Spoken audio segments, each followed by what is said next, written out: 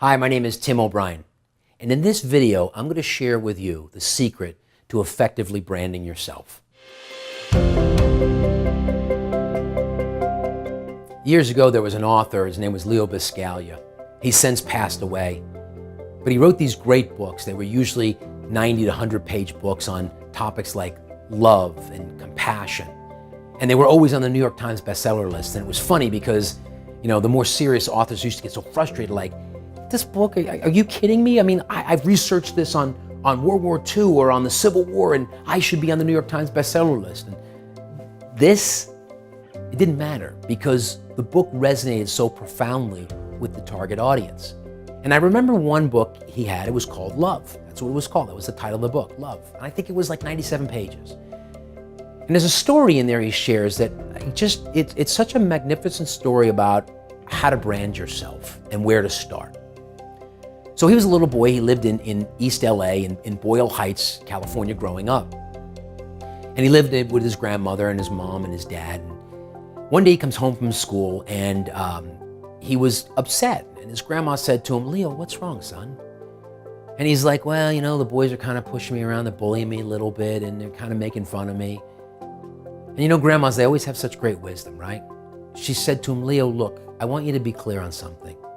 In life, some people are apples, some people are oranges, some people are bananas, some people are grapes. You need to decide what you are.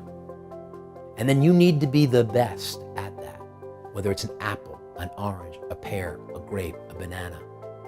And then you have to understand, son, no matter how hard you try, some people just don't like apples, some people just don't like oranges, and some people just don't like pears." I think it's probably the message that has resonated with me the most when it comes to choosing your personal brand, or how do I brand myself.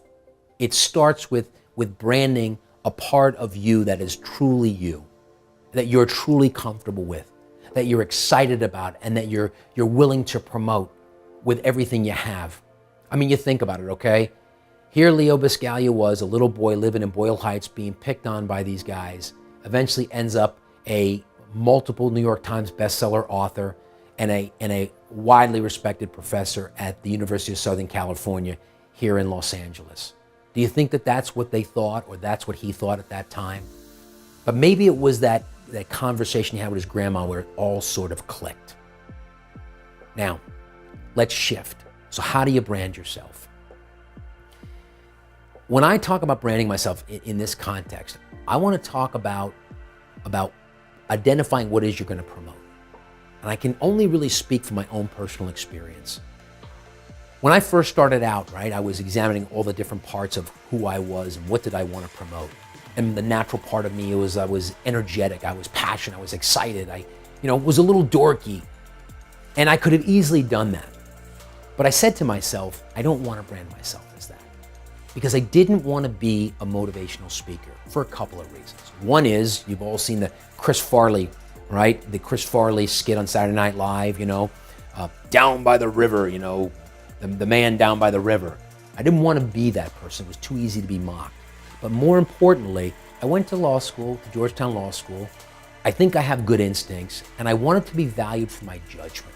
I also thought that was much more leverageable. I thought it was much more sexy, if you will. So I decided I was going to brand myself as an expert. Now, I branded myself as an expert before I ever wrote a book. I eventually wrote two. Before I ever wrote an article, I wrote many. Before I ever built my Rainmaker U program, where I recruited 400 professionals who earn well over $300,000 a year into my program, we generated as a group well over $100 million in income.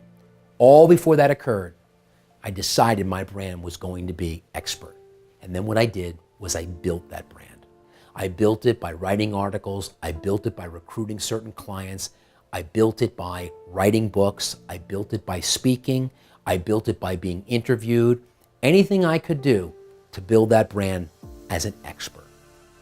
So when it comes time for you to brand yourself, first thing you want to ask yourself the question, are you an apple, an orange, or a pear? And I don't want you to try to be liked by everybody, because that's not what branding is all about. All you need to do is be admired by enough people. That's it. And then I want you to decide how you want to position yourself in the marketplace. What is it that you want to sell?